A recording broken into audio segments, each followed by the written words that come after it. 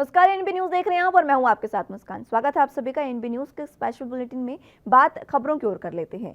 केंद्रीय गृह मंत्री अमित शाह ने उत्तर प्रदेश जिला पंचायत मुख्य चुनावों में पार्टी की जीत को सराहना की है। उन्होंने कहा कि बीजेपी सरकार आकांक्षाओं को पूरा कर प्रगति के नए मानक स्थापित करना जारी रखेगी। राज्य के किसान, गरीब और वंचित वर्ग के लिए सरकार हमेशा ऐसे ही काम करती रहेगी। अमित शाह ने कहा कि उत्तर प्रदेश के मुख्यमंत्री योगी आदित्यनाथ, यूपी बीजेपी अध्यक्ष स्वतंत्र देव सिंह और पार्टी कार्यकर्ताओं को उत्तर प्रदेश जिला पंचायत मुख्य चुनाव में बीजेपी की शानदार जीत पर बधाई। प्रधानमंत्री नरेंद्र मोदी और योगी आदित्यनाथ के नेतृत्व में बीजेपी सरकार हमेशा राज्य के किसानों, गरीब और वंचित वर्गों की आकांक्षाओं को पूरा करेगी। इससे पहले शनिवार को प्रधानमंत्री नरेंद्र मोदी ने कहा था कि उत्तर प्रदेश के जिला पंचायत चुनाव में बीजेपी की शानदार जीत विकास, जनसेवा और कानून के शासन के लिए लोगों का ही आशीर्वाद है। उन्होंने ये भी कहा कि पार्टी के प्रदर्शन का श्रेय मुख्यमंत्री योगी आदित्यनाथ और पार्टी कार्यकर्ताओं को जाता है।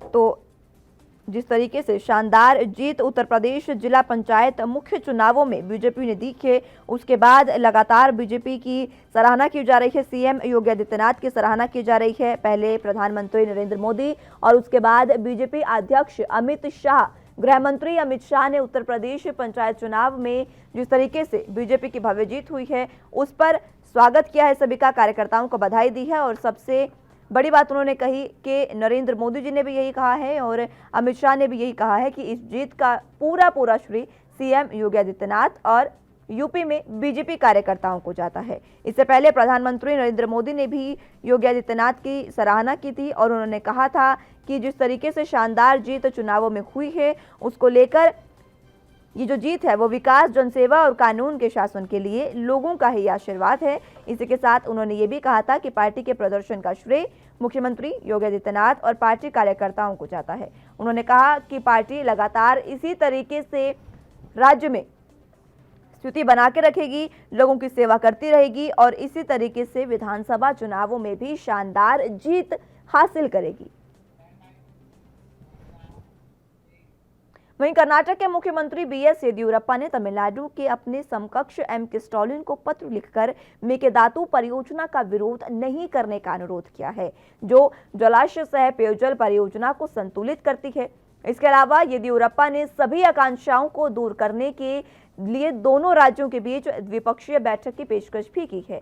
कई सालों से लंबित मेकेदातु परियोजना के मुद्दे को हल करने के लिए एक नई कोशिश करते हुए येदियुरप्पा ने कहा कि इस परियोजना से दोनों राज्यों को अत्यधिक लाभ होगा, किसी भी तरह से तमिलनाडु के कृषक समुदायों के हितों को प्रभावित नहीं करेगा।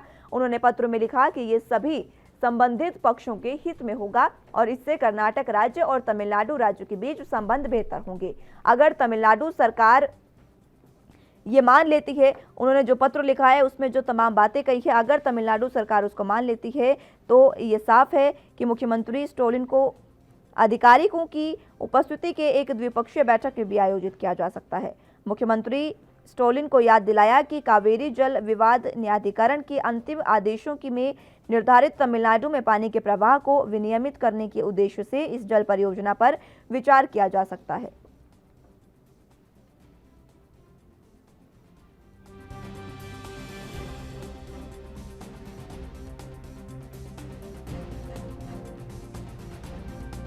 तो कर्नाटक के मुख्यमंत्री बीएस येदियुरप्पा ने तमिलनाडु के अपने समकक्ष एम.के. स्टालिन को पत्र लिखा है और पत्र में मेकेदातु परियोजना का विरोध नहीं करने का अनुरोध उनसे किया है।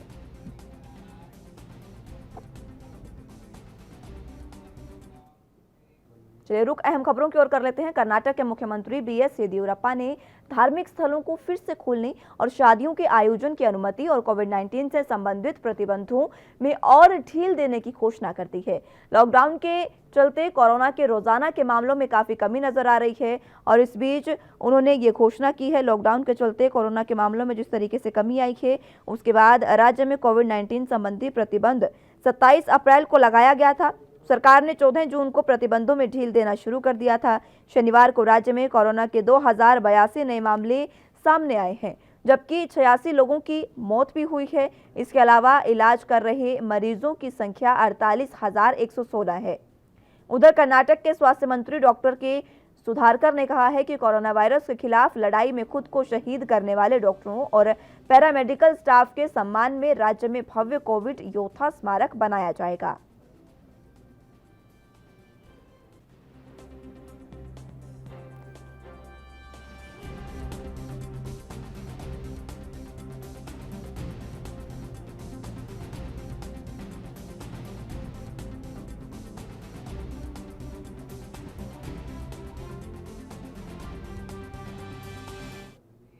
चलिए तब रुक अहम खबरों की ओर कर लेते हैं। कोविड-19 में जिस तरीके से आम लोगों का इलाज किया जा रहा है, उस इलाज को लेकर सुप्रीम कोर्ट ने अहम भूमिका निभाई है और अब सुप्रीम कोर्ट में जो दाखिल की गई थी एक याचिका, उसको सुप्रीम कोर्ट ने खारिज कर दिया है। ये वो याचिका है जिसमें दावा किया गया था कि एक डॉक्टर द्वारा यह दावा था कि वो जो केंद्र और आयुष मंत्रालय है उसकी दवा का परीक्षण कराने का निर्देश देने की अपील की गई थी, जिसके बारे में उनका दावा है कि इसे कोविड-19 के इलाज के लिए विकसित किया गया है। न्यायमूर्ति डी.वाई. चंद्रचूड़ की अध्यक्षता वाली पीठ ने कहा कि याचिका में जिन निर्देशों को दिए जाने का अनुरोध किया गया है वो सार्वजनिक स्वास्थ्य के क्षेत्र में नीति से संबंधित हैं। पीठ में न्यायमूर्ति R.S. रेड्डी और न्यायमूर्ति S.R. भट्ट शामिल भी हैं। पीठ ने 28 जून को दिए अपने आदेश में कहा कि अदालत आयुर्वेद आधारित इलाज की प्रभावकारिता के संबंध में याचिकाकर्ता के दावे का आंकलन करने की स्थिति में नहीं है, जिसे वो कोविड-19 के उपचार के लिए विकसित करने का दावा करते हैं। इसलिए हम याचिका पर विचार करने से इनकार करते हैं। पीठ ने कहा कि इसलिए याचिका खारिज की जाती है। गाजियाबाद के एक अस्पताल में सलाहकार के रूप में काम कर रहे एक चिकित्सक द्वारा दाखिल याचिका में दावा किया गया था कि पिछले साल जुलाई में कोरोना वायरस के दुष्प्रभावों को पूरे तरह से ठीक करने के लिए एक असरदार दवा तैयार करने में वो सफल हैं। ये याचिका दाखिल की गई थी, लेकिन सुप्रीम कोर्ट ने ये याचिका खारिज कर दी है।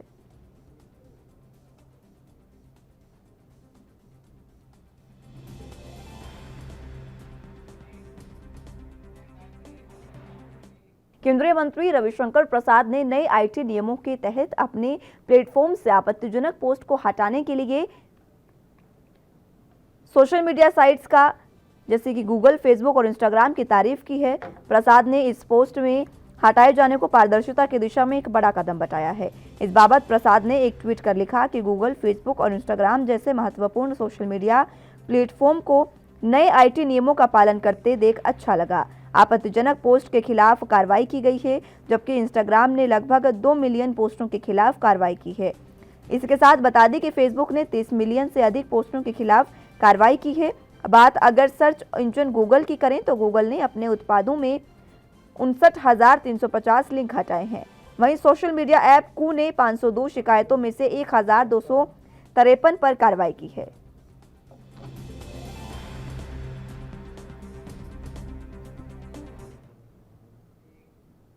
यूपी में जिला पंचायत अध्यक्ष चुनाव के नतीजे आ गए हैं, जिसके बाद तमाम स्थिति भी साफ हो गई है। 75 में से 67 सीटों पर बीजेपी ने जीत हासिल की है, जिसके बाद समाजवादी पार्टी अध्यक्ष अखिलेश यादव ने अपनी बातें कही है। क्या कुछ कहा है वो सुनाते हैं आपको। जनता बदलाव चाहती है, बदलाव के लिए मतदान होगा। भारतीय जनता पार्टी ने संकल्प पत्र बनाया था और जिस भरोसे पर जनता ने बहुमत दिया, जैसे ही सरकार भारतीय जनता पार्टी की बनी, भारतीय जनता पार्टी ने अपना संकल्प पत्र भुला दिया और मुझे लगता है कहीं उन्होंने संकल्प पत्र कूड़ेदान में फेंक दिया। अभी पंचायत के चुनाव हुए थे। भारतीय जनता पार्टी ने पूरा प्रशासनिक और पूरा हस्तक्षेप करके चुनाव को, परिणाम को प्रभावित करने का काम किया, लेकिन उसके बावजूद भी भारतीय जनता पार्टी की बुरी हार हुई। अब केवल अपना दबदबा बनाने के लिए डीएम और एसपी को फुली छूट दे दी है कि चुनाव को उनके पक्ष में बना दें, कर दें। उनको लगातार खुली छूट दी है और पैसे की ताकत पर, प्रशासनिक ताकत से चुनाव में हेरा फेरी भारतीय जनता पार्टी कर रही है। 2022 के आने वाले समय में छोटे दलों के साथ गठबंधन समाजवादी पार्टी करेगी। कितना मजबूती के साथ हम कह रहे हैं समाजवादी पार्टी जा रही है, जिसमें कि जैसे कि जो बीजेपी क्लेम कर रही है कि सब दल एक तरफ, बीजेपी अभी भी सब दल से बीजेपी को तो अभी जो मीटिंगें हो रही थी, भारतीय जनता पार्टी ने कई दलों से बैठक की। जो दल नाराज थे उन दलों को बहुत सारे वादे किए गए थे और उन्होंने खुला कहा है कि उनके वादे पूरे नहीं हुए। ये भारतीय जनता पार्टी की जिम्मेदारी है कि अपने दलों को संभालें जो उनके गठबंधन में थे। देखिए, ये बहस इसलिए है, भारतीय जनता पार्टी असली मुद्दों पर बहस नहीं करना चाहती। आज सवाल ये है कि बेरोजगारी पे बहस करें, आज सवाल है महंगाई पे बहस करें, आज सवाल है किसान की आय दोगुनी कब होगी उस पर बहस करें। ये जो इंफ्रास्ट्रक्चर के काम समाजवादी सरकार में चल रहे थे, बने हुए थे, उन कामों को क्यों रोक दिया? ये बड़े बड़े एक्सप्रेसवे बन रहे थे। आपको सवाल ये पूछना चाहिए कि जिस एक्सप्रेसवे को 22 महीने में समाजवादी सरकार में बन गए थे, आज समाजवादी सरकार नहीं है।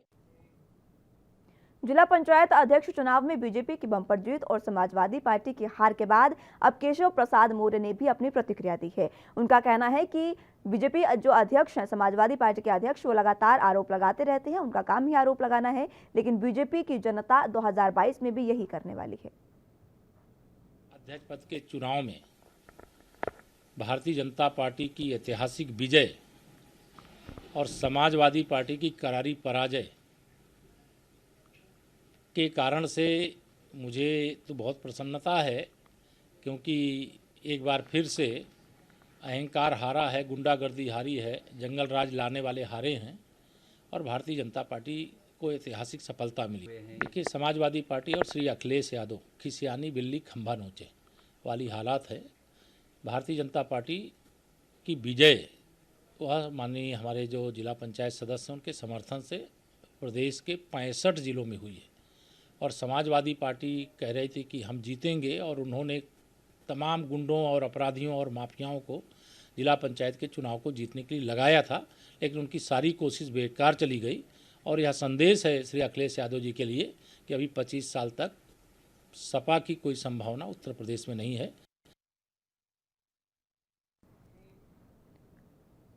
यूपी के सीएम योगी आदित्यनाथ ने एआईएमआईएम के अध्यक्ष असदुद्दीन ओवैसी का चैलेंज स्वीकार किया है। सीएम योगी आदित्यनाथ ने कहा कि असदुद्दीन ओवैसी देश के बड़े नेता हैं। अगर वो आगामी विधानसभा चुनाव के लिए चैलेंज दे रहे हैं तो बीजेपी कार्यकर्ता इसे स्वीकार करेंगे। बीजेपी उत्तर प्रदेश में फिर से सरकार बनाएगी, इसमें कोई संदेह नहीं है। बता दें कि असदुद्दीन ओवैसी ने हाल ही में एक रैली को संबोधित करते हुए कहा था कि इंशाअल्लाह योगी को दोबारा उत्तर प्रदेश का सीएम नहीं बनने देंगे। ये वीडियो सोशल मीडिया पर खूब वायरल हो रहा है और बिहार विधानसभा चुनाव में बेहतर प्रदर्शन करने के बाद एआईएमआईएम ने यूपी में साल 2022 में होने वाले विधानसभा चुनाव में 100 सीटों पर लड़ने का ऐलान किया है। के साथ नए भारत के नए उत्तर प्रदेश के साथ आगे बढ़ रहा है।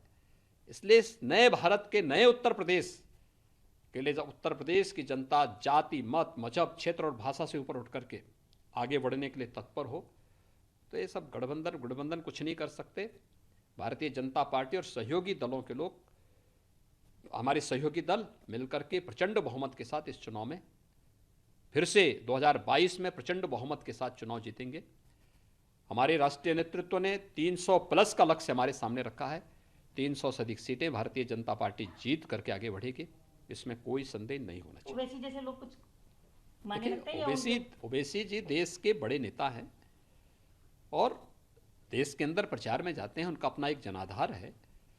अगर उन्होंने भारतीय जनता पार्टी को चैलेंज किया तो भारतीय जनता पार्टी का कार्यकर्ता उनके चैलेंज को स्वीकार करता है। उत्तर प्रदेश के मुरादाबाद में वीकेंड लॉकडाउन लागू है और उस दौरान जरूरी सेवाओं पर छूट है। लोगों का कहना है कि 2 दिन के लॉकडाउन से कोरोना नहीं भागने वाला। उन्होंने कहा कि लॉकडाउन की वजह से लोगों के कारोबार पर काफी असर पड़ा है। आम लोगों का राशन पानी चलाना भी मुश्किल हो गया है।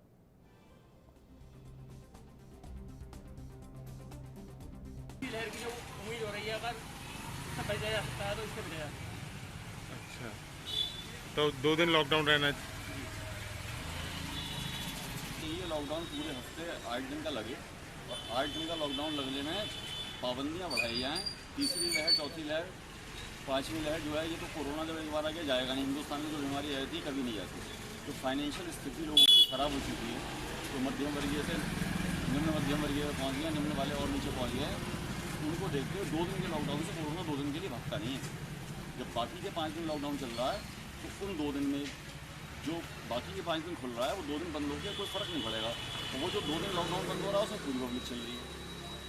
पाबंदियाँ शनिवार को यूपी जिला पंचायत चुनाव के नतीजे घोषित हुए तो बीजेपी की बांझी खिल उठी। प्रदेश की 75 में से बीजेपी को 67 सीटें मिली है। वहीं विपक्ष का सूपड़ा साफ हो गया है। सबकी नजर थी मुजफ्फरनगर जिला पंचायत की सीट पर, जो किसान नेता राकेश टिकैत और नरेश टिकैत का गढ़ माना जाता है। दोनों ही पिछले साल से देश भर में किसान आंदोलन की अगुवाई कर रहे हैं। गौर करने वाली बात यह है कि जिला पंचायत अध्यक्ष पद के चुनाव में मुजफ्फरपुर में 10 मुस्लिम जिला पंचायत सदस्यों ने बीजेपी को वोट दिया है।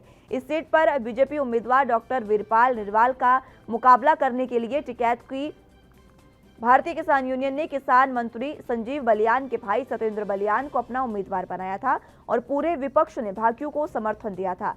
टिकैत बंधुओं को उम्मीद थी कि वो अध्यक्ष पद पर कब्जा कर लेंगे, लेकिन जब परिणाम घोषित हुए तो हर कोई भाकियों उम्मीदवार की हार पर हैरान नहीं था, बल्कि उन्हें मिले केवल 4 वोटों को लेकर हैरान था।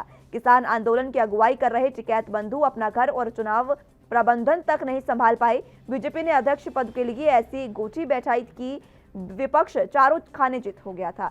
बीजेपी जिला पंचायत की 43 सीटों में से केवल 13 सीटें ही जीत पाई थी, लेकिन अध्यक्ष पद के लिए बीजेपी का प्रबंधन ऐसा रहा कि 30 सदस्यों ने बीजेपी के पक्ष में वोट किए, जिसमें से 10 मुस्लिम सदस्य शामिल हैं।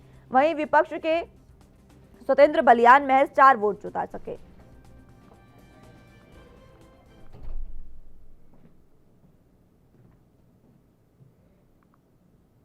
वहीं बीजेपी नेता गोपाल कृष्ण अग्रवाल ने योगी सरकार की तारीफ की है। उन्होंने किसानों को लेकर भी प्रतिक्रिया दी है।